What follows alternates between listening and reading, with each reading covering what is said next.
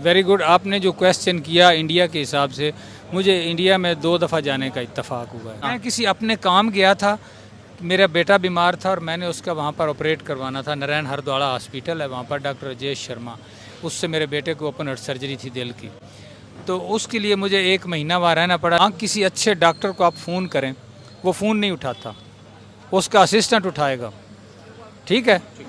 वहाँ एक नाम आया डॉक्टर राजेश शर्मा का, जो हार्ट स्पेशलिस्ट है, सर्जन है। आप अभी खड़े होकर, मेरे पास नंबर है, उसको फ़ोन करें, वो खुद उठाएगा। उसके दरवाजे के आगे कोई पियन नहीं खड़ा कि जो आपको रोके हॉस्पिटल में। मैंने उसको नारायण हरद्वाड़ा हॉस्पिटल में भी देखा है, जेपी हॉस्पिटल में था, आजकल वो जेपी हॉस्पिटल में है।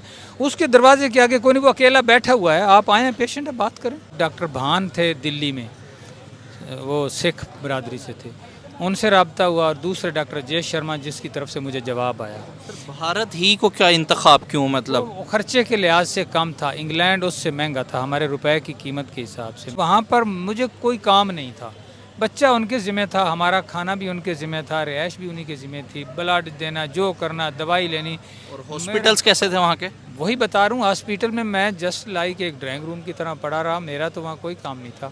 मेडिकल की ट्रीटमेंट है, दवाई कहाँ से लेनी है, क्या करनी, मेरा उनके साथ एक पैकेज मुकर्रर था। उसमें खून, ब्लड वो उन्होंने देना, मुझे नहीं पता कि उनका कहाँ पे फार्मेसी है, क्या है ना, मैं कभी लेने गया हूँ। उनका अपना अमला ही दवाई लेके आता था। बात है। खून का, ब्लड का अरेंजमेंट भी उन्होंने किया। मैं तो वहाँ पर जस्ट लाइक जैसे कोई मेहमान होता है, मियाँ बीवी हम दोनों साथ थे। हाई सादगी है वहाँ पर। आप किसी भी बंदे को, कोई प्रोफेसर है, कोई डॉक्टर है, जिससे आप मिलें, वो आपको अच्छे तरीके से ट्रीट करता है। हम फिरौन हैं। अब आपके बेटे की तबीयत कैसी मेरा है? बेटा अभी MBBS कर रहा है, फाइनल ईयर में है, बिल्कुल ठीक है वो। बनाया गया है। आप सुपार को देख लें, मतलब जो स्पेस प्रोग्राम है वो भी एक इदारा पाकिस्तान में बनाया गया है, लेकिन वर्किंग के लिहाज से अगर देखा जाए तो मेरा नहीं ख्याल कि कोई इदारा उस तरीके से काम कर रहा है। हम ज़्यादा दूर नहीं जाते, मैं कोई आपसे यूरोप की बात नहीं करूँगा, कोई मैं आपसे किसी फर्दर कंट्री की नहीं, हम अपने पड़ोसी कंट्री भारत की थोड़ी बात कर लेते हैं। वहाँ पे भी एक इदारा काम कर रहा है इसरो के नाम से, स्पेस के अंदर।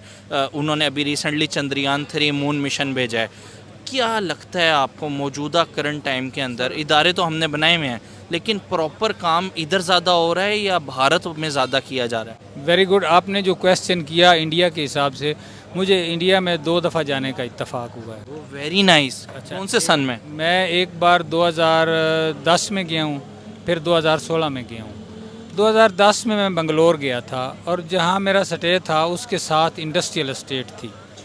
मैं वहाँ गया तो वहाँ पर एक स्टाफ है जिसको BTL स्टाफ कहते हैं। अब मैंने देखा कि BTL स्टाफ क्यों है। उसके साथ एक इदारा है जिसका नाम है BTL एजुकेशनल कम्प्लेक्स।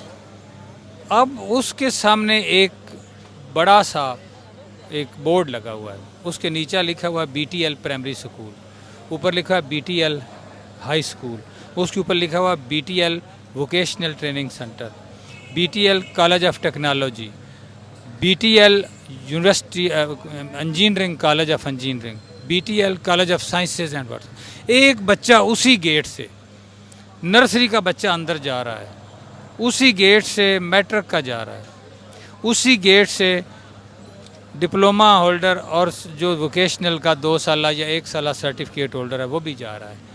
मुझे बड़ा क्रेज़ हुआ, और वहाँ पर एक PhD स्कॉलर भी पढ़ने जा रहा है, अंदर यूनिवर्सिटी भी है। मैं वहाँ गया, मिला बंदों से, मैंने देखा तो वहाँ पर मुझे वो बच्चे मिले जो वहाँ वोकेशनल में, मेरा चूँकि ज़्यादा इंटरेस्ट भी वोकेशनल में था, तो मैंने सिर्फ उनको टच किया। गवर्नमेंट लेवल पे भेजे गए थे या खुद अपना? मैं किसी अपने काम गया था, मेरा बेटा बीमार था और मैंने उसका वहाँ पर ऑपरेट करवाना था। नारायण हरद्वाड़ा हॉस्पिटल है वहाँ पर, डॉक्टर राजेश शर्मा, उससे मेरे बेटे को ओपन हार्ट सर्जरी थी दिल की, तो उसके लिए मुझे 1 महीना वहाँ रहना पड़ा। लेकिन चूँकि मेरा लाइफ का क्रेज़, ये मेरा पेशा है, शोबा है, तो मैं इन वोकेशनल इदारों को सर्च करता रहा। इत्तफाक से मुझे उसी के साथ हॉस्पिटल से 10 कदम पे इंडस्ट्रियल स्टेट है, उसके अंदर मुझे मिल गया। और उन्होंने ये सारे इंस्टीट्यूट अपने इंडस्ट्रियल स्टेट में बनाए हुए हैं। हमारे इंस्टीट्यूट गुलबर्ग मॉडल टाउन और बड़े बड़े पोश एरिया में है, और दावा हम करते हैं कि जी ये गरीब बच्चों के लिए है। वो गरीब वहाँ पहुँचता कैसे है?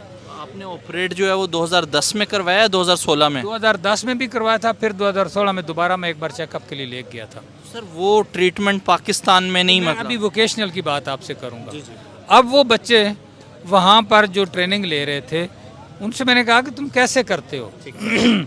उन्होंने कहा कि हमारा 80-20 रेशो है थ्योरी और प्रैक्टिकल की, और वो पाकिस्तान में भी यही है, पूरी वर्ल्ड में।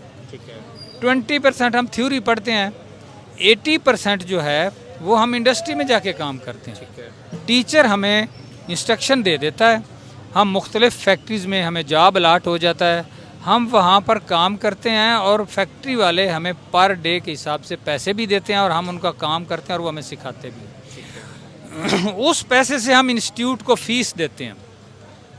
अब ज़रा सोचते जाना इस बात को, हम उससे फ़ीस देते हैं इदारे को, और अपना ख़र्चा भी उसी में से निकलता है, और हमारे पास पैसे कुछ बच भी जाते हैं। ये भारत की बात बता, भारत की बात, बंगलोर की BTL की बता रहा हूँ मैं। बंगलोर या उनका सूबा है।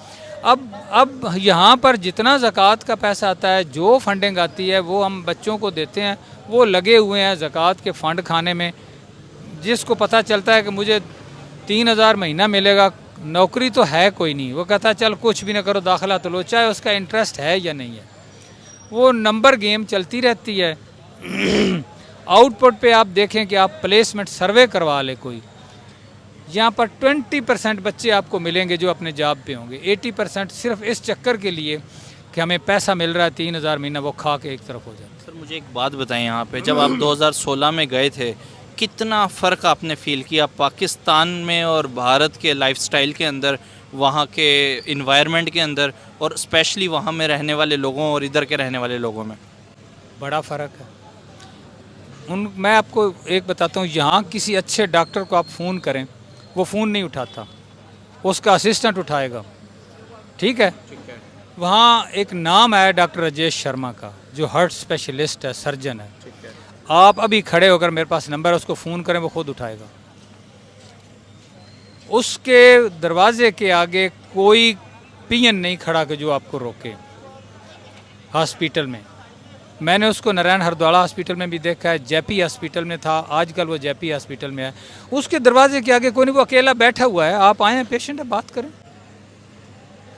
यहाँ आप जाके दिखाएं किसी डॉक्टर के दरवाजे के आगे कि आपने चेकअप करवाना है, आपको टाइम मिलेगा। वो टाइम वो भी देता है। उसकी एक है लड़की वजह कुमारी, जिसको हम फ़ोन करते हैं, वो उठाती है, टाइम देती है, ईमेल का जवाब देती है।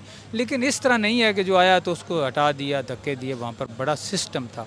अब आपके बेटे की तबीयत कैसी है? मेरा बेटा अभी MBBS कर रहा है, फाइनल ईयर में है, बिल्कुल ठीक है वो।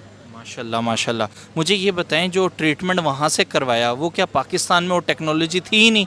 मतलब वो चीज़ें पाकिस्तान में ट्रीटमेंट के लिए नहीं थी? मैं 1-2 हॉस्पिटल में गया, एंजियोग्राफी तो मैंने यहीं से करवाई थी। डॉक्टर मसूद सादक साहब हैं, बड़े काबिल आदमी हैं। मैंने पंजाब इंस्टीट्यूट ऑफ कार्डियोलॉजी से करवाया था। लेकिन जब मैंने PIC में कोशिश की तो वहाँ पर वो फैसिलिटीज़ नहीं थी, मेरा ज़हन मुतमईन नहीं हुआ।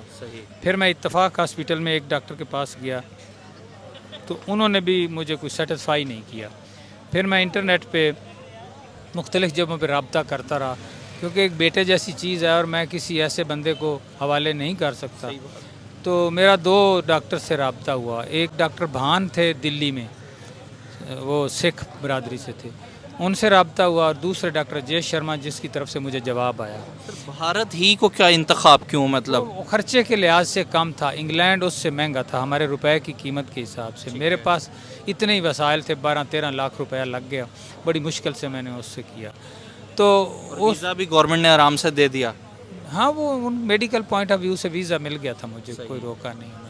वो हुआ ये था कि डॉक्टर राजेश शर्मा के साथ मेरी कम्युनिकेशन हो गई। मैंने डॉक्टर राजेश शर्मा को फाइनल किया तो उन्होंने मेरा मतलब है हमें स्पॉन्सर लेटर भेज दिया था, अपनी एम्बेसी को और एक हमें। तो मैं वहाँ गया। मैं चूँकि वोकेशनल का था, मेरे वहाँ पर मुझे कोई काम नहीं था। बच्चा उनके ज़िम्मे था, हमारा खाना भी उनके ज़िम्मे था, रिहाइश भी उन्हीं के ज़िम्मे थी, ब्लड देना, जो करना, दवाई लेनी। और हॉस्पिटल्स कैसे थे वहाँ के? वही बता रहा हूँ, हॉस्पिटल में मैं जस्ट लाइक एक ड्राइंग रूम की तरह पड़ा रहा। मेरा तो वहाँ कोई काम नहीं था। मेडिकल की ट्रीटमेंट है, दवाई कहाँ से लेनी है, क्या करनी, मेरा उनके साथ एक पैकेज मुकर्रर था।